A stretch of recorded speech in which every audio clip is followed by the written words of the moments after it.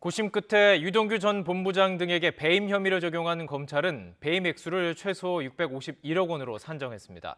특정하지 못한 액수까지 합하면 성남시 측에 수천억 원의 손해를 끼쳤다는 게 검찰의 판단입니다. 특히 검찰은 그동안 수사에 협조해오던 정영학 회계사도 공범으로 적시했습니다. 김경수 기자가 보도합니다. 지난달 21일 검찰이 가장 먼저 재판에 넘긴 유동규 전 성남도시개발공사 기획본부장 공소장에는 배임 혐의가 적시되지 않았습니다. 유 전 본부장 기소 일주일 전 배임과 뇌물 혐의를 적용했던 화천대유 대주주 김만배 씨 구속영장이 소명 부족을 이유로 법원에서 기각된 영향이 컸습니다.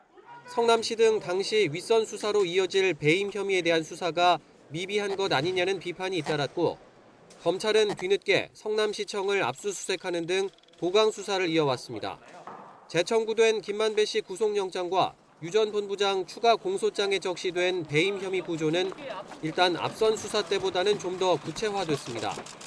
우선 유 전 본부장과 김 씨 등이 공모해 사업 공모지침서부터 민간업자에 유리하게 작성했다는 내용이 담겼습니다. 출자 지분율에 따라 이익을 배분하지 않고 성남도시개발공사 몫의 이익은 사실상 한정하도록 했다는 겁니다. 사업자 선정 과정에서도 화천대유가 참여한 컨소시엄에 점수를 몰아주는 등 불공정하게 배점을 조정한 것으로도 드러났습니다. 당시 심사엔 남욱 변호사의 측근으로 성남도시개발공사에서 일하던 정민용 변호사 등이 직접 참석하기도 했습니다. 사업협약 등 개발이익 분배 협의 과정에선 공사가 받는 고정 수익마저도 축소하려 했다는 게 검찰 판단입니다.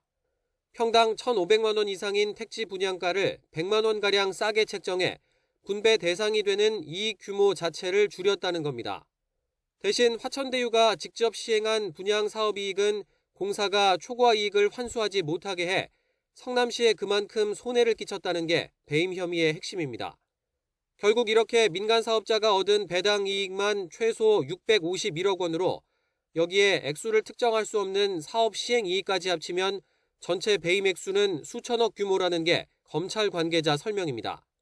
배임 혐의에는 유동규, 김만배, 남욱, 정영학 등 이른바 대장동 핵심 4인방이 모두 공범으로 적시됐는데 다만 정영학 회계사는 구속영장이 청구되지 않았습니다. 사건 초기부터 검찰에 녹취록을 제공하고 여러 차례 참고인 조사를 받는 등 정 회계사가 수사에 협조해온 점이 고려됐을 거란 시선이 존재합니다. 하지만 최근 피의자로 입건되고 이번에 배임 혐의 공범으로도 적시된 만큼 정 회계사 역시 처벌을 피하긴 어려울 거란 관측이 나옵니다. YTN 김경수입니다.